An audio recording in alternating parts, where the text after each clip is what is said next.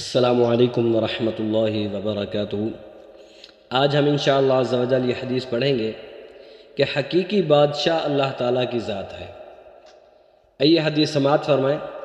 عن ابی ہریرہ رضی اللہ تعالی عنہ قال قال رسول اللہ صلی اللہ تعالی علیہ وسلم لا املک الا اللہ۔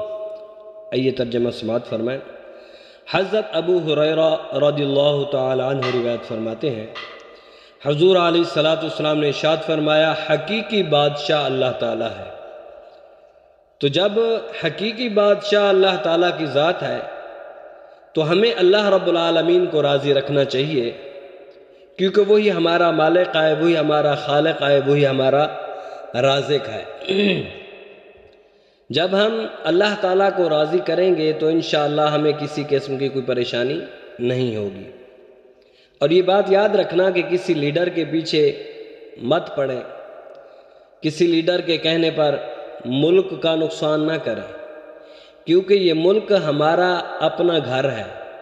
ملک کا نقصان ہمارے گھر کا نقصان ہے، تو اس لیے نہ ہی ملک کا نقصان کریں، نہ ہی غریب عوام کا نقصان کریں، اور نہ ہی پاک فوج کے خلاف باتیں کریں۔ پاک فوج جو ہے، اسی کی وجہ سے ہم سکون کے ساتھ سو رہے ہیں، سکون کے ساتھ رہ رہے ہیں۔ یہ دنیا کی نمبر 1 فوج ہے۔ اگر یہ فوج نہ ہوتی تو انڈیا ہمارا دشمن ہمیں 1 منٹ میں کچا کچا کھا جاتا۔ اور یہ فوج جو ہے اپنی جان ہتھیلی پر رکھ کر ہمیں سکون کے ساتھ رہنے دے رہی ہے۔ تو اس لیے پاک فوج کے خلاف بھی آپ مت کوئی باتیں کریں۔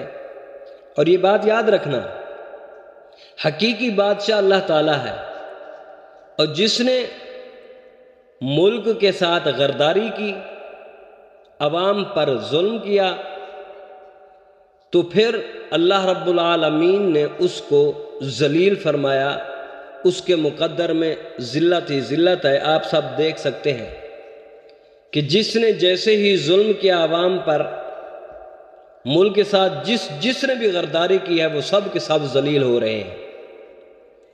اور جو عوام کے ساتھ رہتا ہے، عوام کا خیال کرتا ہے، غریب عوام کا خیال کرتا ہے، ملک کے ساتھ وفاداری کرتا ہے، اللہ رب العالمین اس کو عزت عطا فرماتا ہے۔ تو اس لیے مت کسی لیڈر کے کہنے پر نقصان کریں۔ حقیقی بادشاہ صرف اللہ تعالیٰ کی ذات ہے، اور آپ ان کے ساتھ کھڑے ہوں جو اسلام کا نام لیتے ہیں، کیونکہ یہ پاکستان اسلام کے نام پر بنا تھا۔ پاکستان کا مطلب کیا؟ لا الہ الا اللہ۔ دستور ریاست کیا ہوگا؟ محمد رسول اللہ صلی اللہ علیہ وآلہ وسلم۔